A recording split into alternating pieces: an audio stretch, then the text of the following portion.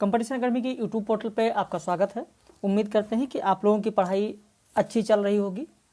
और जो लोग हमारे पेड मेंबर्स हैं, जो लगे हुए हैं लगातार, उनको बताते हैं कि यूजीसी नेट, टीजीटी, पीजीटी और असिस्टेंट प्रोफेसर में आप देखेंगे, जीआईसी प्रवक्ता में देखेंगे, जो आपका पाठ्यक्रम है उस पाठ्यक्रम के अनुसार हम लोग चल रहे हैं।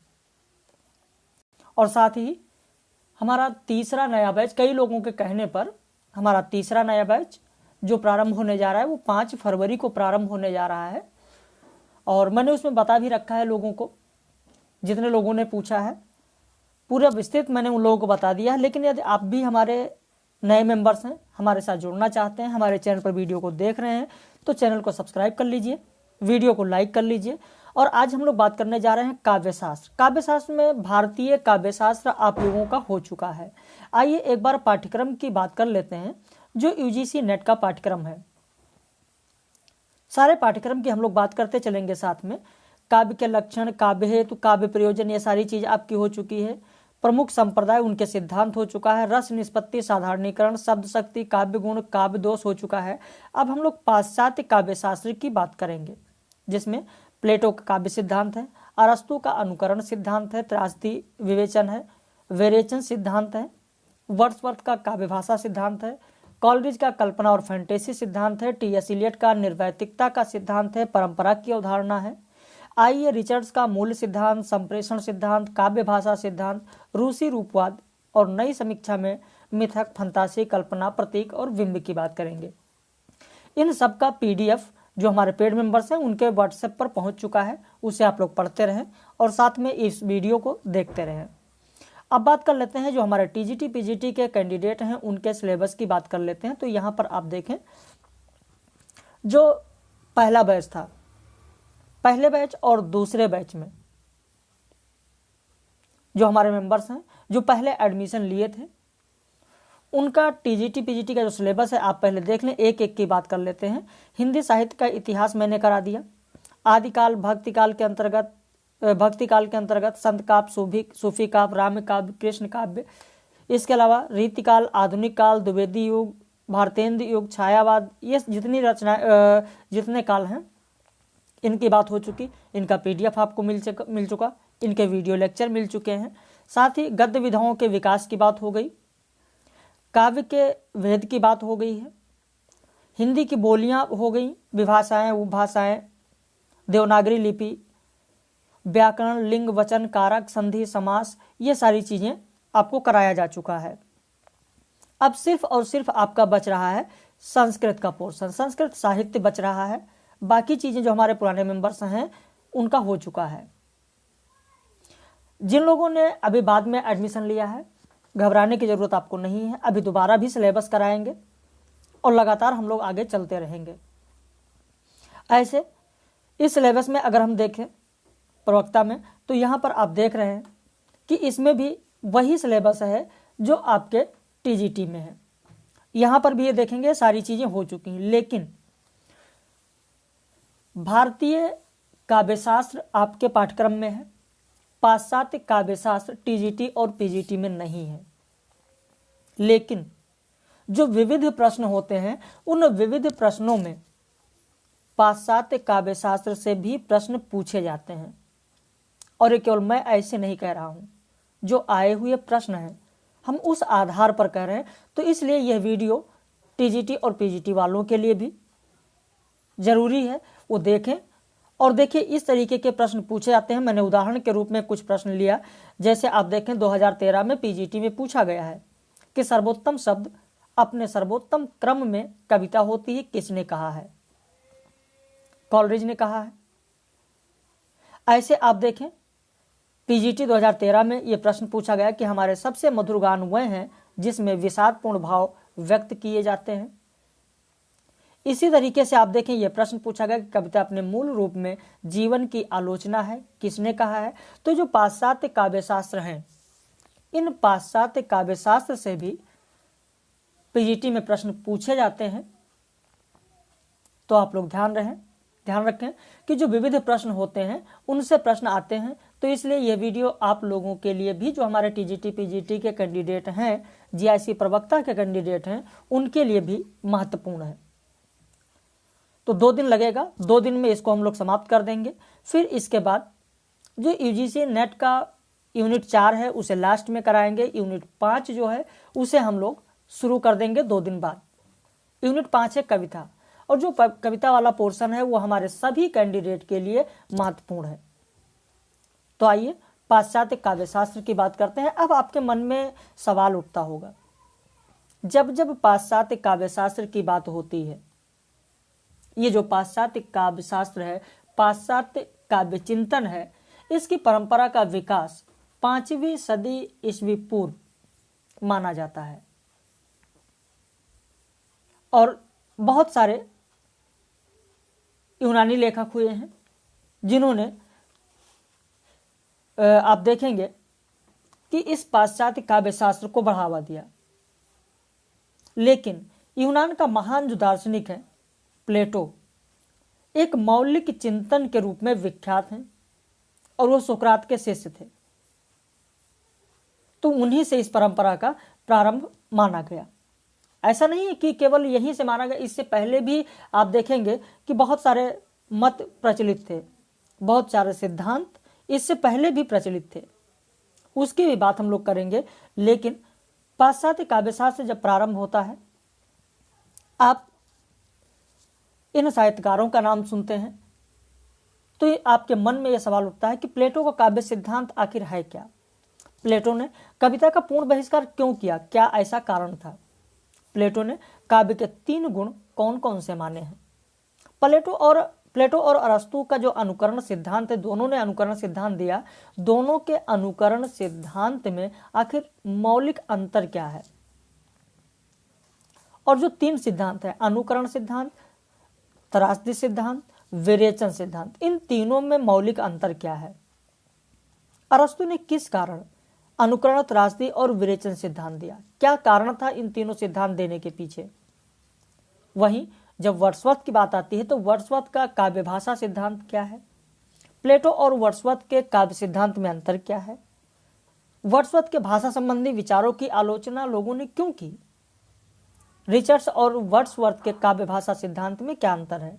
रिचर्ड्स का मूल्य सिद्धांत क्या है? इलियट का काव्य भाषा सिद्धांत क्या है? ये बहुत सारे प्रश्न आपके सामने आते हैं। रूसी रूपवाद क्या है? नई समीक्षा क्या है? कहाँ से इसका प्रारंभ हुआ? इलियट का परंपरा सिद्धांत क्या है? बहुत सारे प्रश्न आपके जहन में, आपके दिमाग में आते हैं जो हमारे यूजीसी नेट के कैंडिडेट हैं।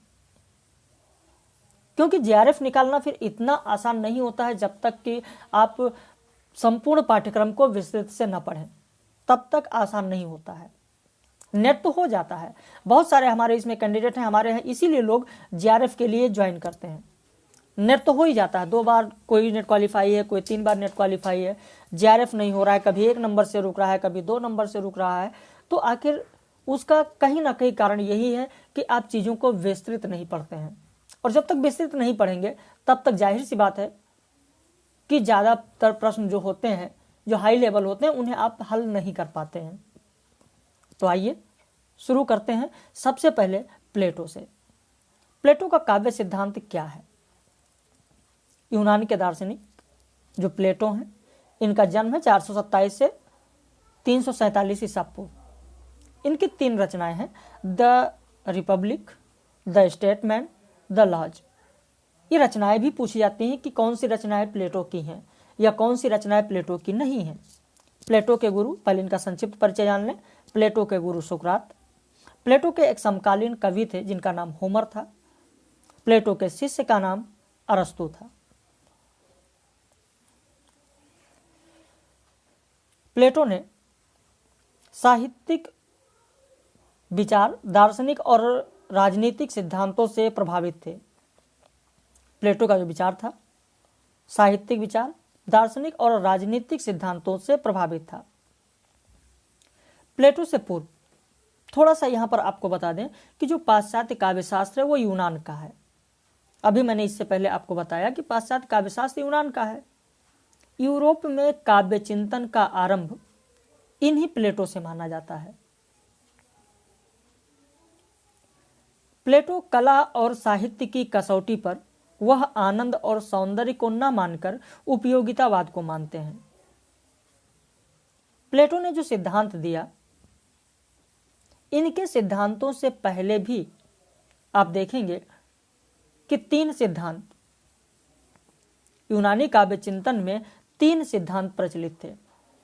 शायद आप लोगों को पता भी हो, प्रेरणा का सिद्धांत प्रचलित था, अनुकरण का सिद्धांत भी प्रचलित था, विरेचन का सिद्धांत भी प्रचलित था। लेकिन जो प्लेटो की मान्यता है उस पूर्व सिद्धांत से एकदम अलग है। जो पूर्व में प्रेरणा का सिद्धांत था, अनुकरण का सिद्धांत था, विरेचन का सिद्धांत था, उन सिद्धांतों से जो और बाद के पाश्चात्य काव्यशास्त्रीय हुए हैं उनके सिद्धांत एकदम अलग हैं। प्लेटो से पहले के युग में जो सिद्धांत थे उनकी मान्यता थी कि काव्य रचना की प्रेरणा ईश्वरीय होती है। काव्य रचना के क्षणों में कवि दैवी शक्ति से आविष्ट होता है, वो मात्र माध्यम होता है, उसमें न स्वयं की कला निपुणता होती है और न शब्द चयन की क्षमता होती है, उससे रचना कराने वाली ईश्वरीय प्रेरणा होती है। ऐसा मानना था प्लेटो से पूर्व युग के जो सिद्धांत थे उनमें यह माना गया था। उस समय के जो काव्यशास्त्री थे उनका यह मानना था। लेकिन प्लेटो के अनुसार, प्लेटो ने कहा कि ऐसा नहीं है। प्लेटो के अनुसार प्रत्यय या विचार ही चरम सत्य है, वो शाश्वत और अखंड है तथा ईश्वर उसका सृष्टा है। वो वस्तु जगत प्रत्यय का अनुकरण है तथा कला जगत वस्तु जगत का अनुकरण है। इस प्रकार कला जगत अनुकरण का अनुकरण होने से सत्य से 3 गुना दूर है, क्योंकि अनुकरण असत्य है। ये प्लेटो का मानना था। तो इस तरीके से हम देखते हैं कि प्लेटो का जो दृष्टिकोण है वो उपयोगितावादी है और नैतिकतावादी है। कला और साहित्य की कसौटी उसके लिए आनंद एवं सौंदर्य से होकर उपयोगितावाद थी। उन्होंने कहा है, आप देखेंगे तो इन्होंने कहा है कि एक गोबर से भरी हुई टोकरी भी सुंदर कही जा सकती है यदि वह अपना कोई उपयोग रखती है। इतना ही नहीं, प्लेटो कवि या चित्रकार का महत्व मोची या बढ़ई से भी कम आंकते हैं। एक जगह उन्होंने ये भी कहा कि जो गुलामी है यह गुलामी मृत्यु से भी भयावह है। तो इस तरीके का इन्होंने सिद्धांत अपनाया। इस तरीके से प्लेटो का दृष्टिकोण था। इसीलिए मैंने कहा कि प्लेटो का जो दृष्टिकोण था वो उपयोगितावादी और नैतिकतावादी था। प्लेटो कवि के महत्व को, जैसा कि मैंने आपको बताया कि उन्होंने कवि के महत्व को किससे कहा, उन्होंने किससे कम आका, तो उन्होंने कहा मोची या बढ़ई से भी कम माना है। यानी उनका जो मानना था प्लेटो का, वो यह मानना था कि कविता भावों का उद्वेलन कर मनुष्य को कुमार्गामी बनाती है। वहीं प्लेटो से पूर्व एक इनके समकालीन जो कवि थे जिनका नाम होमर था। प्लेटो से पूर्व होमर ने एक रचना की थी जिसका नाम था हिम टू अपोलो, और दूसरी रचना थी अरिस्टोफानेस, इसकी रचना की। इसमें कला को उन्होंने अनुकरण मूलक बताया। यानी अनुकरण के लिए होमर ने माइसेसिस शब्द का प्रयोग किया। विरेचन सिद्धांत का बीज प्लेटो से पूर्व गार्जियस की काव्य परिभाषा में मिलता है और आगे चलकर अरस्तु ने गार्जियस का अनुकरण करते हुए विरेचन सिद्धांत दिया। प्लेटो सुकरात के शिष्य थे, ऐसा मैंने आपको प्रारंभ में ही बताया, और सुकरात का यह मानना था कि जो तर्क पर खरा नहीं उतरता हम उसे स्वीकार नहीं कर सकते हैं। प्लेटो का जो काव्य संबंधी विचार है उसमें योन, सिंपोजियम और रिपब्लिक से मिलते हैं। प्लेटो का यह मानना था कि कवि वस्तु जगत का ही शब्द चित्र प्रस्तुत करता है। ईश्वर के द्वारा रचित प्रत्यय जगत ही सत्य है और वस्तु जगत प्रत्यय जगत की अनुकृति या छाया होने के कारण मिथ्या या गलत है। कला जगत वस्तु जगत की छाया या अनुकृति होने के कारण भी मिथ्या है, क्योंकि वह अनुकृति की अनुकृति है। तो ये सारे विचार आप देख रहे हैं कि इन्होंने दिया। प्लेटो ने अपनी आदर्शवादिता के कारण कविता का पूर्ण बहिष्कार किया। अब यहाँ पर तुरंत आपके जहन में, आपके दिमाग में ये प्रश्न आता है कि प्लेटो ने कविता का पूर्ण बहिष्कार क्यों किया? तो प्लेटो ने अपनी आदर्शवादिता के कारण कविता का पूर्ण बहिष्कार किया। प्लेटो कविता का अनुकरण करते हुए कहते हैं कि कलाकार वास्तविक जीवन के पदार्थों को उत्पन्न नहीं करते, वे केवल उनकी छायाओं, बिंबों का ही निर्माण करते हैं।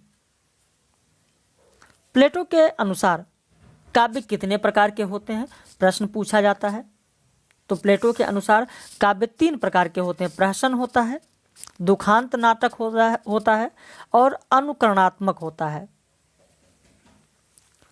प्रगीत यानी जो कविता है वर्णात्मक है। महाकाव्य मिश्र होता है।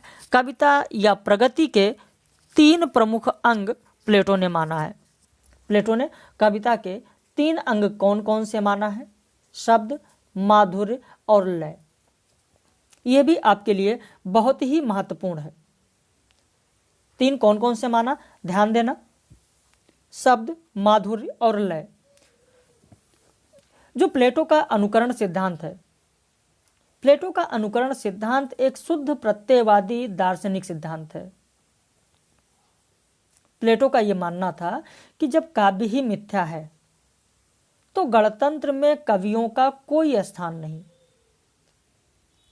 प्लेटो की काव्य संबंधी दृष्टि पूर्णतः नैतिक है, आदर्शवादिता है। उनका मानना था कि काव्यों में सज्जन को सुखी और दुर्जनों को दंडित और दुखी दिखाया जाए।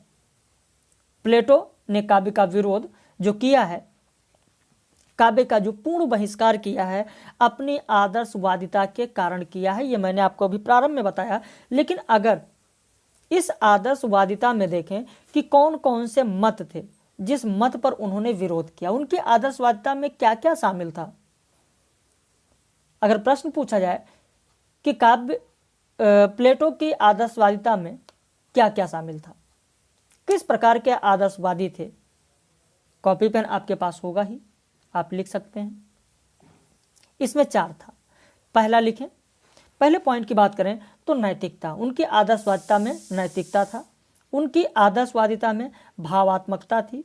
उनकी आदर्शवादिता में बौद्धिकता थी। उनके आदर्शवादिता में शुद्ध उपयोगितावादिता थी, यानी शुद्ध उपयोगितावादी थे वो।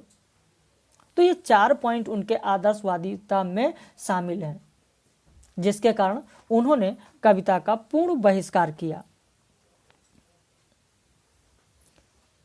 प्लेटो के अनुसार मैंने आपको बताया कि काव्य कितने प्रकार के होते हैं, तो उन्होंने कहा कि काव्य 3 प्रकार के होते हैं, यानी प्रहसन, दुखांत और अनुकरणात्मक। इसे हम दूसरे तरीके से भी कह सकते हैं, गीतात्मक कह सकते हैं, महाकाव्यात्मक कह सकते हैं और नाट्य प्रधान कह सकते हैं। तो इस तरीके के भी कभी कभी प्रश्न आते हैं, तो उन्हें आप ध्यान रखना। नाम बदलकर भी प्रश्न पूछे जाते हैं, शब्दों का फेर करके भी प्रश्न पूछा जाता है। अगर ये आपको नहीं मिलता है तो आप गीतात्मक कह सकते हैं। जो प्रहसन है वो क्या है, गीतात्मक भी है। जितने दुखांत नाटक लिखे गए वो क्या है, वो सब नाट्य प्रधान है। और जो अनुकरणात्मक हैं वो सब महाप्रबंधात्मक हैं, महाकाव्यात्मक हैं। तो इस तरीके से प्लेटो के अनुसार काव्य 3 प्रकार के होंगे, गीतात्मक, महाकाव्यात्मक और नाट्य प्रधान। तो इस तरीके से भी आप लिख सकते हैं। इस तरीके से इन चीजों को आप समझ सकते हैं। काव्य का उद्देश्य क्या है? श्रेष्ठ काव्य वह नहीं है जो पाठकों का हल्का मनोरंजन करके थोड़े समय का सुख प्रदान करता है। श्रेष्ठ काव्य वह है जो पाठकों में उदात्त भावनाओं को जागृत करके उनके चरित्र का निर्माण करता है। यह काव्य का उद्देश्य है। प्लेटो ने बताया कि काव्य का उद्देश्य क्या हो सकता है, तो यह काव्य का उद्देश्य उन्होंने बताया। प्लेटो के जो मत हैं, प्लेटो के मत का अगर हम सार कहें, जितना आपने अभी पढ़ा इसके अगर हम सार की बात करें तो इन्हें हम 2-3-4 पॉइंटों में लिख सकते हैं। जैसे अगर आपके पास कॉपी पेन है तो आप लिख सकते हैं। मैं समझाते हुए चल रहा हूं कि जितना अभी तक आपने पढ़ा, उनके जो विचार आपने देखे प्लेटो के, उनके अगर हम सार को लिखें तो कुछ इस तरीके से लिख सकते हैं। पॉइंट वाइज अगर लिखना चाहें तो पहला पॉइंट आप लिखें कि उन्होंने कहा कविता जगत की अनुकृति है, जगत स्वयं अनुकृति है, अतः कविता सत्य से दोगुनी दूर है। पहला पॉइंट समझ रहे हैं मेरी बातों को? एक बार फिर से सुने। कविता जगत की अनुकृति है, जगत स्वयं अनुकृति है, अतः कविता सत्य से दोगुनी दूर है। पहली चीज। दूसरे पॉइंट की बात करते हैं। कविता भावों का उद्वेलन कर व्यक्ति को कुमार्गगामी बनाती है। ये प्लेटो के मत का हम सारा आपको बता रहे हैं कि पॉइंटों में अगर आप लिखना चाहें तो इस तरीके से आप पॉइंटों में लिख सकते हैं। तीसरा पॉइंट लिख सकते हैं, कविता अनुपयोगी है। कविता का महत्व एक मोची से कम है। जो अभी मैंने आपको बताया कि कविता का महत्व एक मोची से भी कम उन्होंने आंका है। लिख लिया आपने? अब इसके बाद चौथे पॉइंट की ओर आपको लेकर चलते हैं। काव्य की कसौटी सदाचार और उपयोगिता है। काव्य की कसौटी सदाचार और उपयोगिता है। प्लेटो के अनुसार काव्य के प्रयोजन कितने प्रकार के होंगे? अभी आपने देखा, इससे पहले मैंने आपको बताया कि काव्य तीन प्रकार के होते हैं, लेकिन काव्य प्रयोजन की अगर बात करें तो उनके अनुसार काव्य प्रयोजन भी 3 होंगे। पहला होगा कि जिसमें सत्य का उद्घाटन हो। काव्य प्रयोजन में पहला प्रयोजन होगा सत्य का उद्घाटन, दूसरा होगा मानव कल्याण और तीसरा होगा राष्ट्रोत्थान। ये तीनों चीजें होनी चाहिए। ये तीनों चीजें होनी चाहिए। ये हम संक्षेप में कह सकते हैं कि जो प्लेटो का मत है उसका यह सार है। चीजें स्पष्ट हो गई होंगी। अब आइए आगे बढ़ते हैं। एक जर्मन शिक्षाविद थे जिनका नाम था कंपे। कंपे का भी नाम सुना होगा आपने, शायद एक बार प्रश्न भी आया था। उन्होंने कहा था कि काव्य रचना की जगह ऊन कातना अधिक उपयोगी है। उन्होंने काव्य रचना को ही नहीं माना। उन्होंने कहा काव्य रचना की जगह ऊन कातना अधिक उपयोगी, यानी उससे भी नीचे दिखाया गया काव्य रचना को। अब इसके बाद हम लोग बात कर लेते हैं मकदूनिया के रहने वाले अरस्तु की। इनका शिष्य सिकंदर था, इनके गुरु प्लेटो थे और इनका मूल नाम, अरस्तु का मूल नाम, यूनानी नाम अरिस्टोतिलेस था। तो यह भी कभी कभी प्रश्न पूछ लिया जाता है अरस्तु के बारे में, मूल नाम के बारे में। अब यहीं से अरस्तु की बात करते हैं। अरस्तु ने जो सिद्धांत दिया है, अरस्तु ने काव्य को सौंदर्यवादी दृष्टि से देखा और इसे दार्शनिक, राजनीतिक और नीति शास्त्र के बंधन से मुक्त किया। किसने किया? तो अरस्तु ने किया। उन्होंने कहा कि कला प्रकृति की अनुकृति है। यह प्रश्न खूब पूछा जाता है, यह कथन खूब पूछे जाते हैं कि कला प्रकृति की अनुकृति है। किसका कथन है? तो यह अरस्तु का कथन है। प्रकृति के अनेक दोष और अभाव की अनुकृति भी प्रक्रिया से कला द्वारा पूरे किए जाते हैं। अरस्तु ने कहा कि कवि वस्तुओं को व्यवस्थित रूप से वर्णित नहीं करता, अपितु उनके तर्कपूर्ण संभाव्य रूप में वर्णित करता है। इस प्रकार मानव जीवन के अस्थायी तत्व की अभिव्यक्ति के लिए वस्तु के सत्य का बलिदान भी कर सकता है और उसमें परिवर्तन भी कर सकता है। वह मानव के कार्य ही नहीं, अपितु उसके भाव, विचार, चरित्र आदि में कल्पना के अनुरूप परिवर्तन कर लेता है। काव्य में जिस मानव का चित्रण होता है वह सामान्य से अच्छा भी हो सकता है और बुरा भी या यथार्थ भी। यह मानना किसका है? तो यह अरस्तु का मानना है। अरस्तु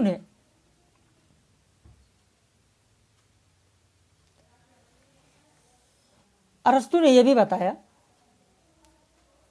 अरस्तु ने यह भी कहा कि अनुकरण, जब बात अनुकरण की आती है, अनुकरण के आधार पर उन्होंने कहा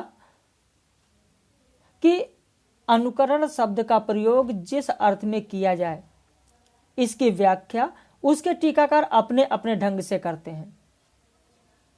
जैसे प्रोफेसर बुचर का नाम सुना होगा, उन्होंने अरस्तु के द्वारा प्रयुक्त अनुकरण का अर्थ बताया सादृश्य विधान के द्वारा मूल वस्तु का पुनराख्यान।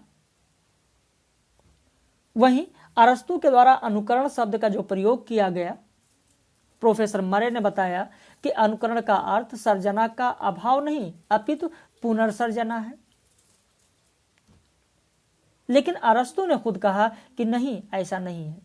जो अनुकरण का प्रयोग मैंने किया वो किस लिए किया, तो कला प्रकृति की अनुकृति है, इस आधार पर मैंने किया। जैसा कि मैंने अभी ऊपर आपको बताया कि अरस्तु का यह मानना था कि कला प्रकृति की अनुकृति है। Art is the imagination of nature. अरस्तु ने हुबहू नकल को अनुकरण नहीं माना है कि किसी का नकल कर लिया जाए वही नकल है, वही अनुकरण है। अरस्तु ने कहा कि प्रकृति के अनेक दोष और अभाव की अनुकृति की प्रक्रिया से कला द्वारा पूरा किए जाते हैं, ये उन्होंने कहा है, ये उनका अनुकरण है। जबकि प्लेटो का यह मानना था, अभी ऊपर आपने देखा, प्लेटो ने कहा था कि काव्य कला से हमारी दूषित वासनाएं और मनोवृत्तियां उत्तेजित और पुष्ट होती हैं। इसी खंडन के लिए अरस्तु ने विरेचन सिद्धांत दिया और कहा कि साहित्य हमारी दूषित मनोवृत्तियों का विरेचन कर देता है।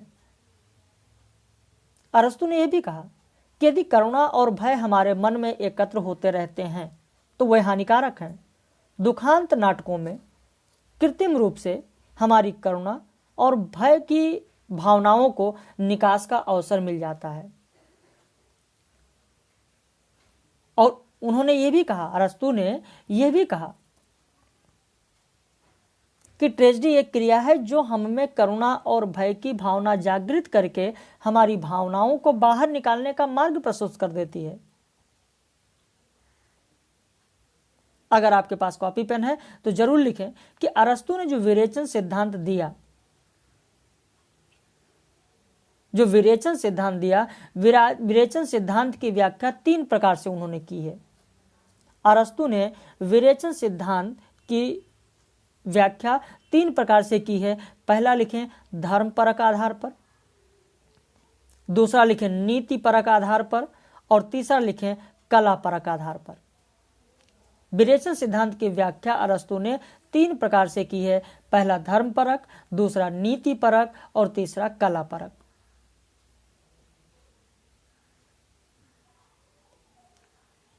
लिख लिया आपने? तीनों आपने लिख लिया? चलिए आगे बढ़ते हैं। अरस्तु ने किसी वस्तु को समझने के लिए एक घड़ा का उदाहरण दिया। उन्होंने कहा कि प्रयोजन क्या है। अगर प्रयोजन की बात करें तो प्रयोजन क्या है? प्रयोजन जल है। उन्होंने कहा कि 4 बातों पर आपको ध्यान देना है। प्रयोजन हमारा जल है और उस प्रयोजन का उपादानकरण क्या है? तो उसका मिट्टी है। और इस मिट्टी से क्या बनेगा? निमित्तीकरण कुम्हार और उसका चाक है। और उससे क्या बनेगा? जो तत्व है वो बनेगा घड़ा।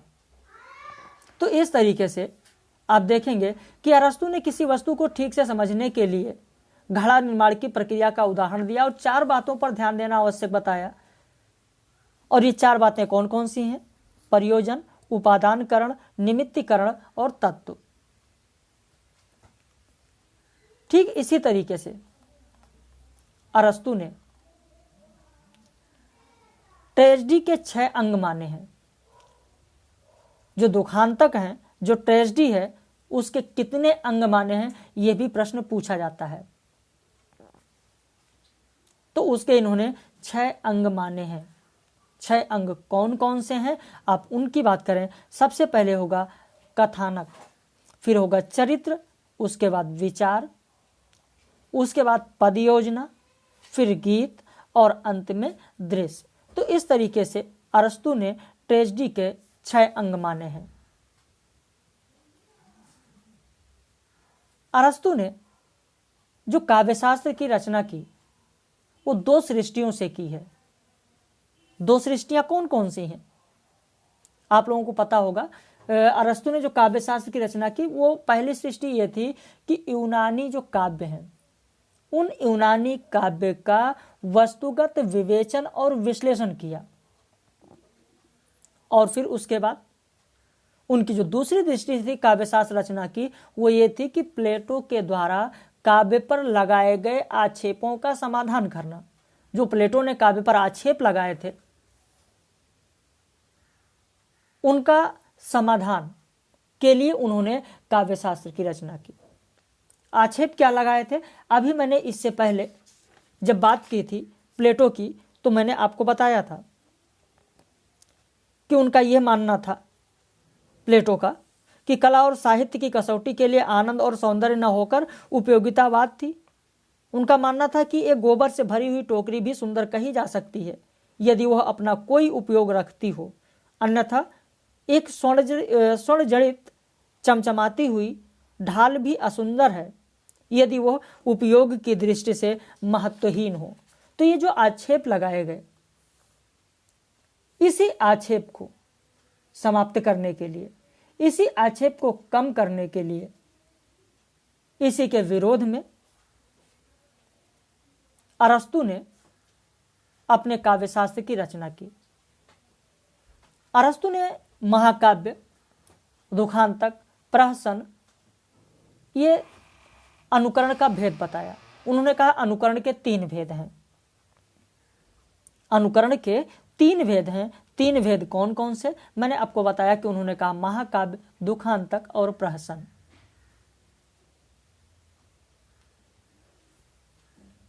अरस्तु काव्य के लिए छंद को अनिवार्य नहीं मानते हैं,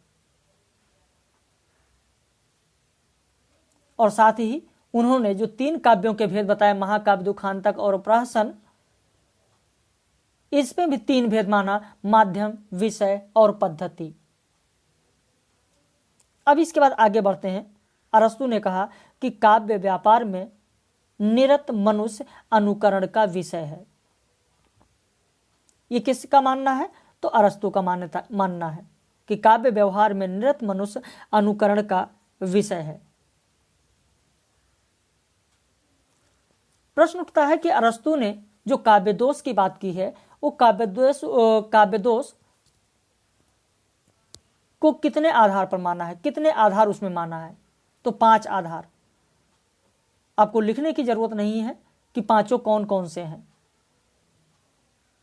आप सिर्फ इतना लिख लीजिए कि अरस्तु ने काव्य दोषों के 5 आधार माने हैं। सिर्फ इतना आपको लिखना है, बस 5 लिखने की जरूरत नहीं है। वैसे अगर देखें तो शिल्पगत दोष माना, विरुद्ध वर्णन माना, अनैतिक वर्णन माना और आयुक्त वर्णन माना, असंभव वर्णन माना। तो ये 5 आपको लिखने की जरूरत नहीं, बस इतना आप जाने कि अरस्तु ने काव्य दोषों के 5 आधार माने हैं। तो ये चीज सिर्फ आपको इतना यहां पर जानना है। अब इसके बाद हम लोग बात कर लेते हैं वर्ड्सवर्थ की। विलियम वर्ड्सवर्थ, जिनका जन्म 1770 ईस्वी में हुआ, इनका देहांत 1850 ईस्वी में हुआ, इंग्लैंड के रहने वाले थे। इनके मित्र का नाम था कॉलरिज। प्रथम काव्य ग्रंथ है in evening walk and descriptive sketches, और अंतिम संग्रह है द प्रिल्यूड। विलियम वर्ड्सवर्थ और कॉलरिज ने सहलेखन में लिरिकल वायलेट्स लिखा। इसकी भूमिका को स्वच्छंदतावाद का प्रथम घोषणा पत्र कहा जाता है, और यह बहुत ही महत्वपूर्ण है। कई बार यह प्रश्न पूछा गया है, इसको आपको बिल्कुल एकदम ध्यान में रखना है कि कौन सी रचना है जिसकी भूमिका को स्वच्छंदतावाद का प्रथम घोषणा पत्र कहा जाता है। तो लिरिकल वायलेट्स, लिरिकल वायलेट्स जो कि सहलेखन है विलियम वर्ड्सवर्थ और कॉलरिज की। इनका काव्य भाषा सिद्धांत क्या है? काव्य भाषा सिद्धांत की अगर हम लोग बात करें, वर्ड्सवर्थ के काव्य भाषा सिद्धांत की अगर बात की जाए, सबसे पहले थोड़ी सी और हम जान लेते हैं, फिर आगे आते हैं इनके काव्य भाषा के बारे में।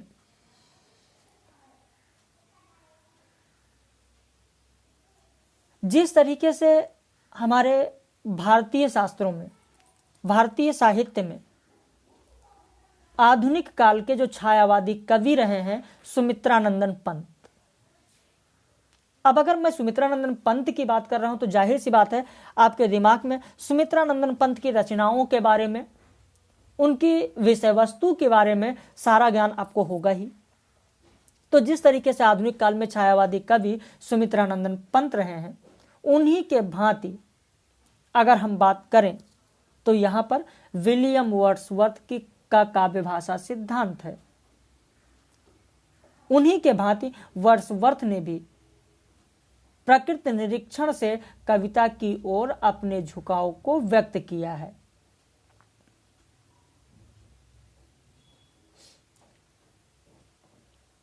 इनका काव्य भाषा जो सिद्धांत है वर्ड्सवर्थ का, वो किस प्रकार है, क्या है, इसमें क्या क्या चीजें हैं, उसकी बात करते हैं।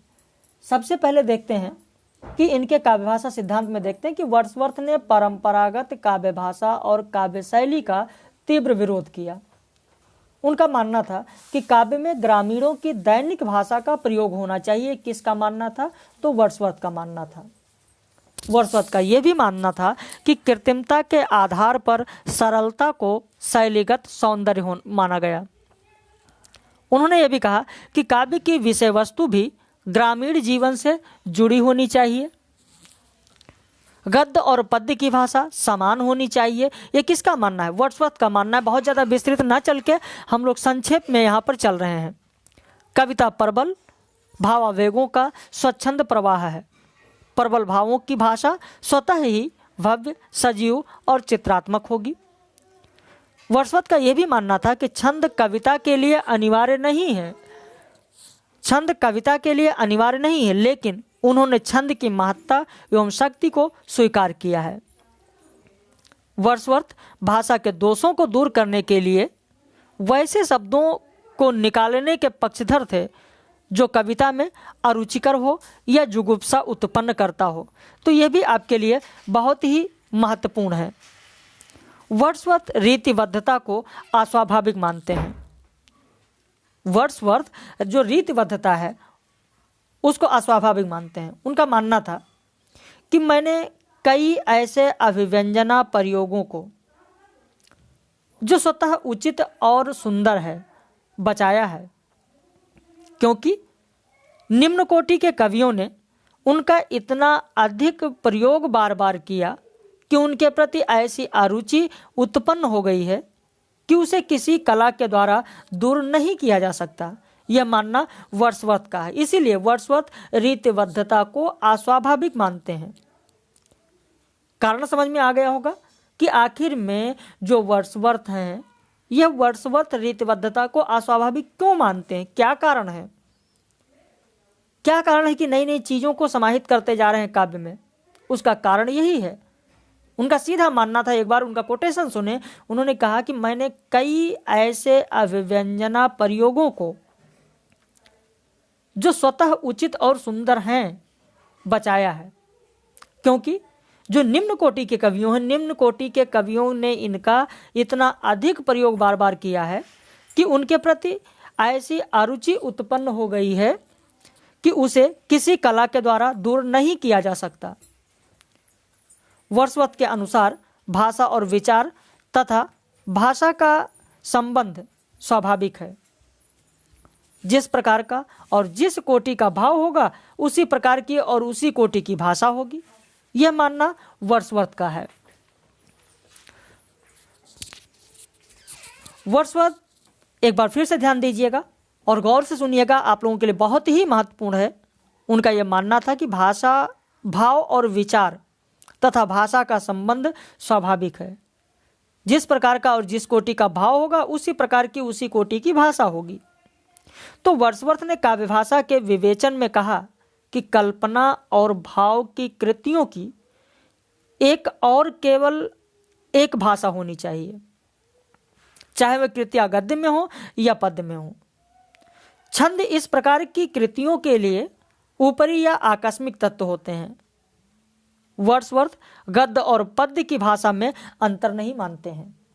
ये मैंने अभी आपको बताया कि उसमें अंतर नहीं मानते। उन्होंने कहा गद्य और पद्य की भाषा समान होनी चाहिए, उसमें अंतर नहीं होना चाहिए। देखिए, अभी मैंने ये पॉइंट आपको बताया कि वर्ड्सवर्थ के अनुसार गद्य और पद्य की भाषा समान होनी चाहिए, वह गद्य और पद्य की भाषा में अंतर नहीं मानते हैं। डॉक्टर कृष्णदेव शर्मा ने कहा है कि वर्ड्सवर्थ ने प्रचलित शैली और रूढ़ भाषा को अनुपयोगी मानकर उसका विकास व्यक्तिवाद और भावात्मकता के आधार पर किया है। उन्होंने परंपरागत शैली को विकृत, निरूपण मिश्रित तथा भावहीन माना है। डॉक्टर शांति स्वरूप गुप्त ने भी कहा है कि जिस प्रकार जॉन डॉन ने अपनी काव्य शैली को स्पेंसर की शैली से, ड्राइडन ने अपनी शैली को मेटाफिजिकल कवियों की कृत्रिम शैली से महान माना, टी.एस. इलियट, एजरा पाउंड प्रतिदिन की बोलचाल की भाषा के समर्थक थे, उसी प्रकार वर्ड्सवर्थ ने कहा कि उनकी भाषा शैली अधिक प्राकृतिक और स्वाभाविक है, ठीक उसी प्रकार से जैसे हमारे छायावादी कवि सुमित्रानंदन पंत जी थे। वहीं वर्ड्सवर्थ का खुद का मानना है कि प्रत्येक कवि शिक्षक होता है। प्रत्येक कवि क्या होता है? शिक्षक होता है। मैं चाहता हूं कि या तो मैं शिक्षक समझा जाऊं या कुछ नहीं। ये किसका कहना है? ये वर्ड्सवर्थ का कहना है। तो इन सारी चीजों को आपको ध्यान में रखना है। जो वर्ड्सवर्थ ने भाषा संबंधी विचार दिया, भाषा संबंधी विचार वर्ड्सवर्थ ने कौन कौन सी दी, ये अभी मैंने पॉइंट के रूप में आपको बताया है। ये देखिए, वर्ड्सवर्थ ने भाषा संबंधी जो विचार दिए, उन्होंने कहा कि काव्य की विषय वस्तु भी ग्रामीण जीवन से जुड़ी होनी चाहिए, गद्य पद्य में अंतर नहीं होना चाहिए, और कविता प्रबल भाववेगों का स्वच्छंद प्रवाह है। ये सारी चीजें जो वर्ड्सवर्थ ने अपने भाषा संबंधी विचार में दी, उसी की आलोचना उनके मित्र कॉलरिज ने अपने ग्रंथ बायोग्राफिया लिटरेरिया में की, और उन्होंने तर्क दिया। क्या तर्क दिया? क्या तर्क दिया उन्होंने, उसकी बात कर लेते हैं। उसके बाद फिर हम लोग आगे बढ़ते हैं। आइए रिचर्ड्स पर आते हैं। पहले यहां पर समझ लेते हैं कि उन्होंने क्या क्या कहा है, समझ लेते हैं, फिर आगे बढ़ते हैं, ताकि जो चीजें हैं वो आप लोगों की पूरी तरीके से क्लियर हो जाएं। कॉलरिज ने बायोग्राफिया लिटरेरिया में जो वर्ड्सवर्थ की विचारधारा है उसकी आलोचना किया और तर्क दिया। जो यहां पर वर्ड्सवर्थ कहते हैं कि काव्य की विषय वस्तु भी ग्रामीण जीवन से जुड़ी होनी चाहिए, उसकी भाषा शैली ग्रामीणों की भाषा शैली होनी चाहिए, ग्रामीणों की भाषा शैली का प्रयोग होना चाहिए। उसी पर उनके मित्र कॉलरिज ने कहा है कि ग्रामीण भाषा की शब्दावली अपर्याप्त और कामचलाऊ होती है, उसमें काव्य की गहन, सूक्ष्म और विविध अनुभूतियों को व्यक्त करने की क्षमता नहीं होती है। कॉलरिज ने यह भी कहा, उन्होंने कहा कि वर्ड्सवर्थ काव्य में उस भाषा के प्रयोग पर बल देते हैं जो मनुष्यों की वास्तविक भाषा है, अर्थात वह कृत्रिमता से के बचने की बात कहते हैं। लेकिन कॉलरिज कहते हैं ऐसा नहीं होगा। प्रत्येक मनुष्य की भाषा उसके ज्ञान, क्रिया, संवेदना, शिक्षा के स्तर आदि के कारण भिन्न भिन्न प्रकार की होती है। अतः काव्य भाषा में स्वाभाविक भाषा का प्रयोग न होकर उस भाषा का प्रयोग होता है जो संस्कार रूप में कवि के मन में अपना प्रभाव डाले रहती है। वर्ड्सवर्थ ने कहा था कि यहां पर जो ग्रामीण भाषा की बात हो रही है उसमें जो कमियां हैं, जो दोष हैं, उनको दूर कर दिया जाए और दूर करने के बाद उसको शामिल कर लिया जाए। क्योंकि अभी यहाँ पर आप देखिए, यहाँ पर जो अंतिम पॉइंट है, वर्ड्सवर्थ भाषा के दोषों को दूर करने के लिए वैसे शब्दों को निकालने के पक्षधर थे जो कविता में अरुचिकर हो या जुगुप्सा उत्पन्न करते हो। यह मानना वर्ड्सवर्थ का है। लेकिन कॉलरिज ने कहा कि जब ग्रामीण भाषा को दोषों से मुक्त करके परिष्कृत कर लिया गया हो तो ग्रामीण भाषा कहाँ रहती है। जो आप ग्रामीण भाषा की बात कर रहे हो मेरे मित्र वर्ड्सवर्थ, वो ध्यान दो। जो आप ये कह रहे हो कि जो इसमें दोष है, दोषों को दूर कर दिया जाए, जो अरुचिकर शब्द हैं उन्हें हटा दिया जाए, जो जुगुप्सा वाले शब्द उत्पन्न करने वाले शब्द हैं उन्हें हटा दिया जाए, तो जरा आप हमको यह बताइए कि जब ग्रामीण भाषा को दोषों से मुक्त करके परिष्कृत कर लिया गया हो तो ग्रामीण भाषा कहाँ रहती। साथ ही कॉलरिज का यह भी मानना है कि भावों के प्रबल आवेग की दशा में या तीव्र अनुभूति की दशा में वही शब्द कवि को सूझते हैं जो पहले से उसके मन में विद्यमान हो। और यहां पर जो गद्य और पद्य की भाषा में अंतर नहीं होना चाहिए, जो यह मानना वर्ड्सवर्थ का है, उस पर कॉलरिज ने कहा कि गद्य पद्य की भाषा की एक रूपता का भी इन्होंने विरोध किया। कहा कि कोई शब्द या शब्द क्रम केवल गद्य के लिए होता है तो कोई पद्य के लिए होता है, इसलिए गद्य और पद्य की भाषा में अभेद स्वीकार्य नहीं है। तो इस तरीके से वर्ड्सवर्थ के मित्र कॉलरिज ने अपनी रचना बायोग्राफिया लिटरेरिया में वर्ड्सवर्थ की जो काव्य भाषा सिद्धांत है उसकी आलोचना की। कॉलरिज ने कल्पना और फैंटेसी सिद्धांत भी दिया। खैर उसकी बात तो हम लोग फिर करेंगे आगे। अब उसके बाद आइए बात कर लेते हैं आई.ए. रिचर्ड्स का। आई.ए. रिचर्ड्स ने जो सिद्धांत दिए हैं वो है मूल्य सिद्धांत और काव्य भाषा सिद्धांत। इनका मूल्य सिद्धांत क्या है और इन्होंने जो काव्य भाषा सिद्धांत दिया वह वर्ड्सवर्थ के काव्य भाषा सिद्धांत से किस प्रकार अलग है। तो सबसे पहले आई.ए. रिचर्ड्स की बात कर लेते हैं। इनका पूरा नाम इवर आर्मस्ट्रांग रिचर्ड्स है। अर्थशास्त्र और मनोविज्ञान के अच्छे जानकार हैं। इनका जन्म 1893 ईस्वी में हुआ, देहांत 1979 ईस्वी में हुआ। व्यापक और व्यवस्थित सौंदर्य शास्त्र के निर्माण का श्रेय आई.ए. रिचर्ड्स को दिया जाता है। इनकी जो रचनाएं हैं वो कौन कौन सी हैं यहाँ पर मैंने मेंशन कर दिया है। ये PDF आपके पास पहुँच जाएगा, इसको आप लोग पढ़ लीजिएगा। काव्य भाषा सिद्धांत की बात करें तो यहाँ पर इन्होंने जो काव्य भाषा सिद्धांत दिया उसमें इन्होंने कहा कि काव्यानुभूति का संप्रेषण भाषा के माध्यम से होता है, इसलिए काव्य भाषा ऐसी होनी चाहिए जो संप्रेषण कर सके। संप्रेषण के लिए कवि को बहुत सजग रहने की आवश्यकता नहीं है, क्योंकि सजग रहने से काव्य में कृत्रिमता आ जाती है। यह मानना आई.ए. रिचर्ड्स का। जबकि वर्ड्सवर्थ का मानना था, अभी इससे पहले वर्ड्सवर्थ की काव्य भाषा की बात हम लोगों ने की, उनका यह मानना था कि ग्रामीण भाषा की शब्दावली अपर्याप्त और काम चलाऊ है। उसकी बात की गई कॉलरिज के द्वारा। वर्ड्सवर्थ ने ग्रामीण भाषा का सपोर्ट किया, कहा उसमें जो दोष हैं, जो कमियां हैं उन्हें दूर करके और रखा जा सकता है। लेकिन आई.ए. रिचर्ड्स ने सीधे कहा कि काव्यानुभूति संप्रेषण का माध्यम होता है, इसलिए काव्य भाषा ऐसी होनी चाहिए जो संप्रेषण कर सके, और संप्रेषण के लिए कवि को बहुत सजग रहने की आवश्यकता भी नहीं है। यानी कहने का तात्पर्य यहाँ पर यह है कि ग्रामीण भाषा को भी इसमें कुछ शब्दों को शामिल किया जा सकता है। संप्रेषण में पूर्णता तभी आती है जब कवि और पाठक में अनुभूतियों के माध्यम से एक रूपता हो।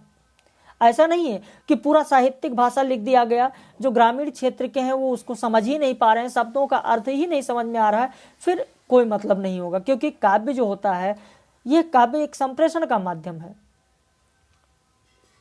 तो जब संप्रेषण होगा ही नहीं, शब्दावलियां ही नहीं समझ में आएंगी, तो फिर संप्रेषण कैसे होगा, माध्यम कैसे बन पाएगा संप्रेषण का। तो इसलिए इन्होंने कहा आई.ए. रिचर्ड्स ने कि संप्रेषण में पूर्णता तभी आती है जब कवि और पाठक में अनुभूतियों के माध्यम से एक रूपता हो। संप्रेषण के लिए कवि को पाठक की संवेदन शक्ति और ग्रहणशीलता, विषय की रमणीयता और ज्ञान को ध्यान रखना होगा। इन्होंने कहा भाषा दो प्रकार की होती है, वैज्ञानिक या तथ्यात्मक तथा रागात्मक भाषा। जिस भाषा में रूपकों का प्रयोग किया जाता है वो सर्वाधिक उच्च स्तर की होती है। समालोचना की भाषा में स्पष्टता, तथ्यपरता, तार्किकता होनी चाहिए, यह मानना आई ए रिचर्ड्स का है। उन्होंने ये भी कहा कि कविता में लय अनिवार्य है। लय केवल ध्वनियों की व्यवस्था नहीं है, बल्कि गंभीर भाव और शब्दों का नियोजन है। शब्द और अर्थ के संबंध पर विचार करते हुए रिचर्ड्स ने 4 अर्थों का उल्लेख किया: मुख्यार्थ, भावना, वचन भंगी और उद्देश्य। अर्थ और भाव के पारस्परिक संबंध को स्पष्ट करते हुए रिचर्ड्स ने इसके 3 रूप स्वीकार किए: जहां अर्थ ही भाव का बोधक हो, पहला; दूसरा, जहां अर्थ भाव की अनुभूति का सूचक हो; तीसरा, जहां प्रसंग विशेष के कारण अर्थ विभिन्न भावों का सूचक हो। तो इस तरीके से आई ए रिचर्ड्स ने अपना काव्य भाषा सिद्धांत दिया। इनके काव्य भाषा सिद्धांत से ही प्रश्न अक्सर पूछे जाते हैं। गणपति चंद्रगुप्त ने कहा कि भाषा के चारों भेदों का विभाजन वैज्ञानिक और सुसंगत नहीं है। जो आई ए रिचर्ड्स महोदय ने भाषा के भेदों का विभेदन किया है, यह वैज्ञानिक और सुसंगत नहीं है। भाव, लहजा और अभिप्राय अर्थ के 3 भेद ना होकर एक दूसरे के अंग हैं। ये भेद नहीं है, बल्कि एक दूसरे के अंग हैं। भारतीय आचार्यों के शब्द शक्ति के भेद अभिधा, लक्षणा, व्यंजना अधिक वैज्ञानिक और तर्क संगत हैं। ये किसका मानना है? तो गणपति चंद्र गुप्त का मानना है। वहीं अब इनके मूल्य सिद्धांत की बात कर लेते हैं आई ए रिचर्ड्स की। मूल्य सिद्धांत, जिसे कला का मूल्यवादी सिद्धांत भी कहा जाता है, उपयोगितावादी सिद्धांत भी कहा जाता है। रिचर्ड्स ने कला और कला का जीवन से घनिष्ठ संबंध को स्वीकार करते हुए यह सिद्धांत दिया। उनका मानना है कि काव्य रचना एक मानवीय प्रक्रिया है, अतः इसका मूल्य वही होना चाहिए जो अन्य मानवीय क्रियाओं का है। मूल्यांकन संबंधी हमारी धारणाओं का संबंध मानसिक उद्योगों से है। मानसिक उद्योग 2 प्रकार के होते हैं, प्रवृत्ति मूलक और निवृत्ति मूलक। ये 2 प्रकार के होते हैं। मानसिक उद्योग जो प्रवृत्ति मूलक होते हैं, जिसमें भूख है, तृष्णा है, वासना है, ये सब प्रवृत्ति मूलक है। निवृत्ति मूलक जिसमें घृणा है, निर्वेद है, तृष्णा है, ये सब निवृत्ति मूलक है। तो जो हमारे प्रवृत्ति मूलक उद्योग हैं, इनको संतुष्ट करता है, वो हमारे उद्योगों को संतुष्ट करता है, वो हमारे लिए मूल्यवान है। साहित्य का मूल हमारे उद्योगों में संगति और संतुलन स्थापित करने में निहित है। रिचर्ड्स मूल्यवादी समीक्षक हैं और कला के लिए सिद्धांत के विरोधी हैं। यह प्रश्न पूछा जाता है कि कला के लिए सिद्धांत के विरोधी कौन हैं? तो आई ए रिचर्ड्स हैं। इनका मानना है कि नैतिकता सिर्फ दुनियादारी है और आचार संहिता इष्ट सिद्धि की सामान्यतम व्यवस्था की अभिव्यक्ति है। इसलिए रिचर्ड्स आवेगों की शांति द्वारा संतुलित विश्रांति को काव्य का प्रयोजन मानते हैं। आनंद को प्रयोजन में कोई स्थान नहीं देते हैं। इन्हीं आवेगों के आधार पर काव्य 2 प्रकार के होते हैं, अपवर्जी काव्य और अंतर्वेशी काव्य। कविता का मूल्य पाठक के मन को प्रभावित करने की क्षमता पर निर्भर करता है, यह मानना आई ए रिचर्ड्स का है। तो आई ए रिचर्ड्स की बात हम लोगों ने यहां पर कर ली। आई ए रिचर्ड्स के जो दो सिद्धांत हैं, एक काव्य भाषा सिद्धांत और दूसरा मूल्य सिद्धांत, दोनों की बात यहां पर हम लोगों ने कर ली है। अब इसके बाद टी.एस. इलियट की बात करेंगे अगले लेक्चर में। टी.एस. इलियट के जो सिद्धांत हैं, काव्य सिद्धांत, उसकी बात करेंगे। निर्वैतिकता का सिद्धांत, परंपरा की अवधारणा का सिद्धांत, वस्तुनिष्ठ सहसंबंध का सिद्धांत, इसकी बात हम लोग अगले वीडियो लेक्चर में करेंगे। बाकी आप इसी तरीके से पढ़ते रहें, आगे बढ़ें। कहीं कोई समस्या हो जरूर बताएं। रात में 9 बजे लाइव क्लास में हम लोग जो यहाँ पर डिस्क्रिप्टिव किए हैं, इसी से संबंधित प्रश्नोत्तरी होगी। यदि आप हमारे साथ जुड़ना चाहते हैं, हमारे पेड बैच में ज्वाइन होना चाहते हैं, तो ऊपर दिए गए नंबर पर फ़ोन करके, व्हाट्सएप करके आप फीस और सारी जानकारी ले सकते हैं। जैसा कि मैंने इससे पहले के वीडियो में भी आप लोगों को बताया है। 5 फरवरी से नया बैच प्रारंभ हो रहा है, आप उसमें हमारे साथ जुड़ सकते हैं। और अभी वक्त है यूजीसी नेट के लिए, टीजीटी पीजीटी के लिए, क्योंकि टीजीटी पीजीटी का जो वैकेंसी आई थी, जो नोटिफिकेशन आया था, उसे निरस्त कर दिया गया था। उसके बाद से अभी नहीं आया, खैर जल्द ही आ जाएगा। तो इतना समय आपके पास है कि अगर अभी से ही आप लग जाते हैं तो भी सफलता आपको मिल जाएगी। और मेहनत करते रहें, इसी तरीके से आगे बढ़ें। बाकी हम लोग रात में 9 बजे लाइव क्लास में मिलेंगे।